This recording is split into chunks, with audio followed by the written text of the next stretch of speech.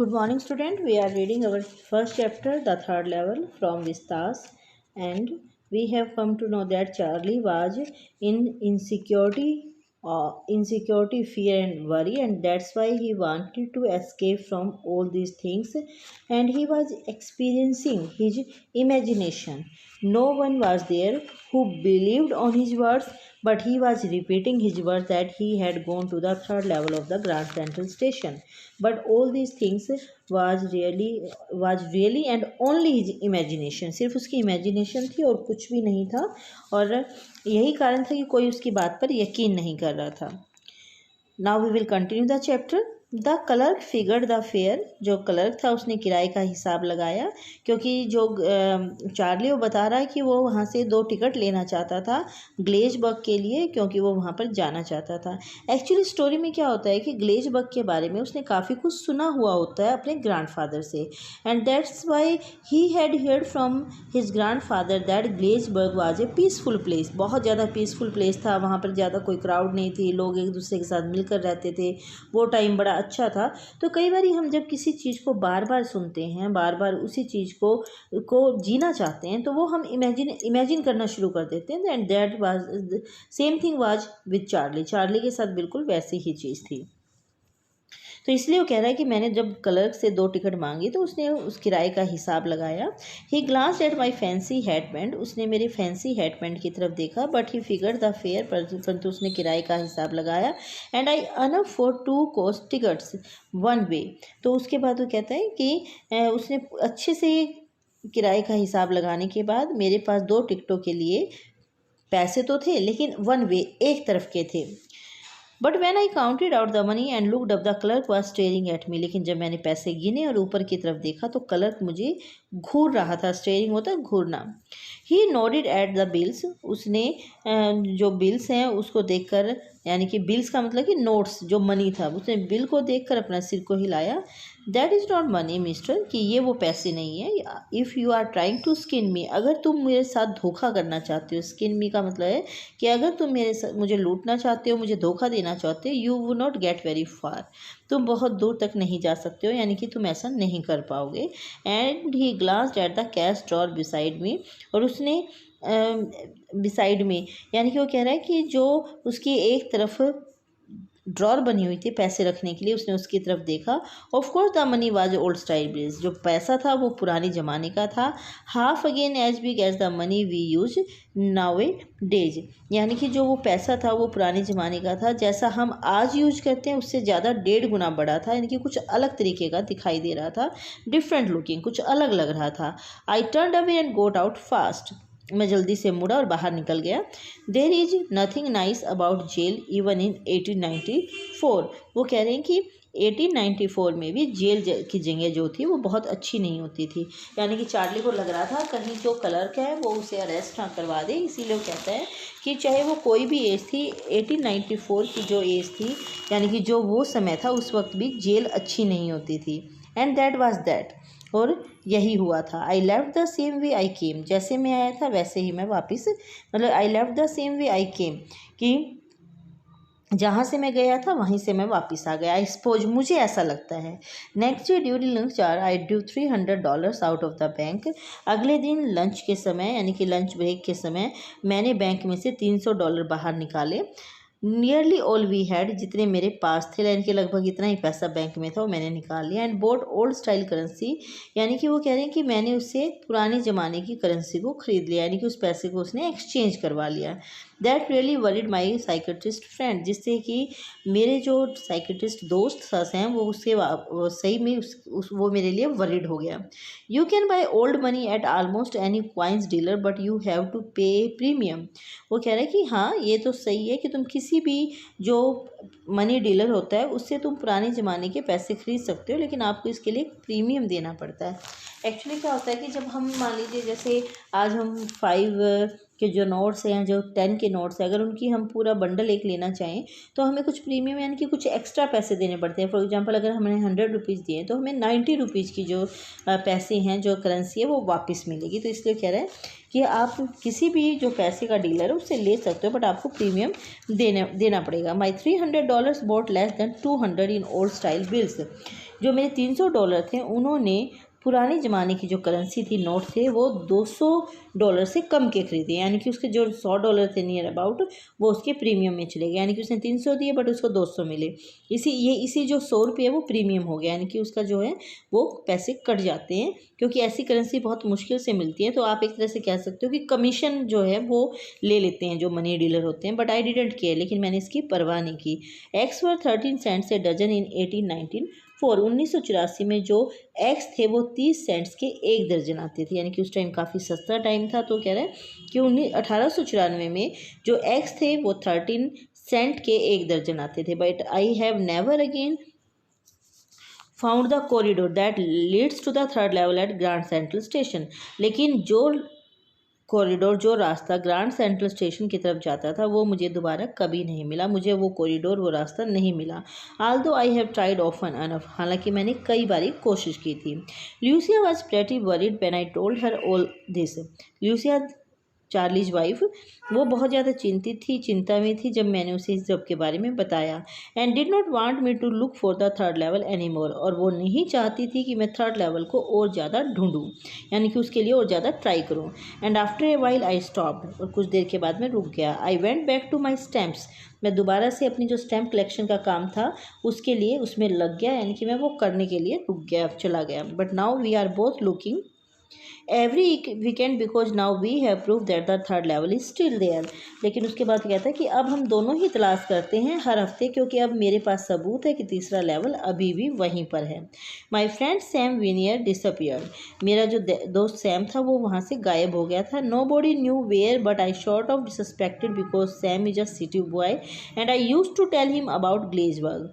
मुझे शक है, कोई नहीं जानता वो कहाँ गया, बट मुझे डाउट है कि सैम जो है वो एक शहर में रहने वाला इंसान था, और मैं उसे काफ़ी बारी ग्लेजबर्ग के बारे में बताता था। I went to school there and he always said he like the sound of the place, कि वो I went to school there, कि मैं उसे ये बताता था कि मैं वहाँ स्कूल में जाता था, और वो हमेशा यही कहता था कि उसे उस जगह की आवाज़ को पसंद करता है। यानी कि दैट मीन्स कि जैसे मैं उसे उस जगह के बारे में बताता था तो वो हमेशा यही कहता था कि उसे उस प्लेस के बारे में, उस जगह के बारे में सब कुछ बहुत अच्छा लग रहा है। And that's where he is all right in 1894, और ऐसा लग रहा है कि वो वहीं पर है, ठीक है, 1894 में। दैट मीन्स कि now the Charlie was thinking that Sam his friend had already gone to Glazebach in 1894, but it is not the reality, it is only his imagination। वो ये भी सब कुछ इमेजिन कर रहा है। जो इंसान एक लेवल को, एक प्लेस को इमेजिन कर सकता है कि मैं वहाँ पर ट्रैवल कर चुका हूँ, तो वो ये तो इमेजिन कर ही सकता है। उसे ये लग रहा था कि वो जो चीज़ें इमेजिन कर रहा है, जो चीज़ें उसने अपने ग्रैंड फादर से, अपने एंसेस्टर से सुनी है, वो शायद रियल में वो वहाँ रियल में वहाँ पर हैं, और वो उन चीज़ों की तरफ जाना चाहता था। वो चाहता था कि उन चीज़ों को वो देखे, एग्जिस्टेंस उनकी देखना चाहता था, इसीलिए उसने इमेजिन करना शुरू किया। फिर उसे लगा कि जो दोस्त उसे गलत बता रहा था, शायद वो दोस्त भी आज की दुनिया से काफ़ी परेशान था। He was also in the same world and he was also in the tension, fear, worry, and that's why his friend also wanted to escape from the reality, and that's why Charlie was imagining all these things, कि जो Sam है वो वहाँ पर पहुँच चुका है। Because one night fussing with my stamp collection I found, well, do you know what is your first day cover is? एक दिन वो कहता है कि एक रात जब मैं अपनी स्टैम्प कलेक्शन के बारे में फंसिंग यानी कि कुछ ढूंढ रहा था, तो आप जानते हैं, तो बीच में वो क्वेश्चन पूछता है कि what A first day cover. अगर आपने देखा हो तो ये कल चैप्टर में आया था कि फर्स्ट डे कवर मैंने वहाँ पर देखा। तो कहता है कि मेरे ग्रैंड फादर को काफ़ी स्टैम्प कलेक्शन का इंटरेस्ट था, और मैंने उनके स्टैम्प कलेक्शन में फ़र्स्ट डे कवर देखा। तो अब वो पूछ रहा है कि फ़र्स्ट डे कवर क्या होता है। It is very important question. When a new stamp is issued, जब एक नई टिकट जारी होती है, मतलब जब नई टिकट स्टैम्प इशू की जाती है, स्टैम्प कलेक्टर्स बाय सम, जो स्टैम्प कलेक्टर्स होते हैं वो उसमें से कुछ खरीद लेते हैं, and use them to mail envelopes to themselves, और जो स्टैम्प कलेक्टर होते हैं वो अपने आप को ही एनवेलप यानी कि लिफाफा मेल कर देते हैं on the very first day of the sale. जिस दिन स्टैंप जो नई स्टैंप इशू होती है यानी कि वो बिकनी शुरू होती है, उसकी सेल शुरू होती है, उसी दिन वो अपने आप को खुद को एक मेल यानी कि एक एनवेलप मेल कर देते हैं। And the postmark prove the date. और जब वो एनवेलप खुद को मेल करते हैं तो उसके ऊपर जो पोस्ट मार्क यानी कि जो स्टैंप लगती है यानी कि जो डेट जो को प्रूफ कर देती है। The envelope is called a first day cover. जो एनवेलप खुद को मेल करते हैं उसे फर्स्ट डे कवर कहा जाता है। दे आर नेवर ओपन, उन्हें कभी खोला नहीं जाता। You just put blank paper in the envelope, क्योंकि जो लिफाफा होता है उसके अंदर खाली पेपर डाल दिया जाता है। सिर्फ स्टैंप लगाकर एनवेलप को खुद को पोस्ट कर लेते हैं स्टैंप कलेक्टर, ये दिखाने के लिए कि बिल्कुल पहले ही दिन हमने स्टैंप को ख़रीद लिया था और इसे पोस्ट कर दिया था, लेकिन उस एनवेलप के अंदर कुछ भी नहीं होता। That night among my oldest first day covers I found one that should not have been there. उस रात जब मैं अपने पुराने फर्स्ट डे कवर्स को देख रहा था तो मुझे एक ऐसा फर्स्ट डे कवर मिला जो वहाँ नहीं होना चाहिए था। बट देयर इट वाज, लेकिन ये वहाँ पर था। It was there because someone had mailed it to my grandfather at his home in Glazburg। ये वहाँ पर था क्योंकि शायद किसी ने इसे मेरे दादाजी को मेल कर दिया था उनके घर ग्लेजबर्ग में। That is what the address on the envelope said। क्योंकि एनवेलप पे जो एड्रेस लिखा हुआ था वो यही बता रहा था। And it had been there since July 1894। और ये 18 जुलाई 1894 से वहाँ पर था। The postmark showed that, yet I did not remember it at all। Post mark इस बात को बता रहा था, यानी कि जो उसके ऊपर डेट के लिए स्टैंप लगी हुई थी वो इस बात को प्रूव कर रही थी कि 18 जुलाई 1894 को ये वहाँ पर मेल किया गया था। I did not remember it at all, हालांकि मुझे बिल्कुल याद नहीं था। The stamp was a 6 cent. जो स्टैंप थी वो एक 6 सेंट की थी। डल ब्राउन, काफ़ी मतलब उसका जो कलर था वो डल हो चुका था। With A picture of president Garfield, और इसके ऊपर गारफील्ड जो प्रेजिडेंट थे उनकी पिक्चर लगी हुई थी। Naturally when the envelope came to Granddad in the mail, it went right into his collection and stayed there till I took it out and opened it। जब ये जो मेरे ग्रैंडफादर हैं उनके पास ये एनवेलप आया होगा मेल से, तो उन्होंने सीधा इसे अपने कलेक्शन में डाल दिया होगा और ये आज तक वहीं पर था। और मैंने इसे अब बाहर निकाला और इसे खोला। The paper inside was not blank. इसके अंदर जो पेपर लिखा हुआ था वो ब्लैंक नहीं था। इसके अंदर क्या लिखा हुआ था?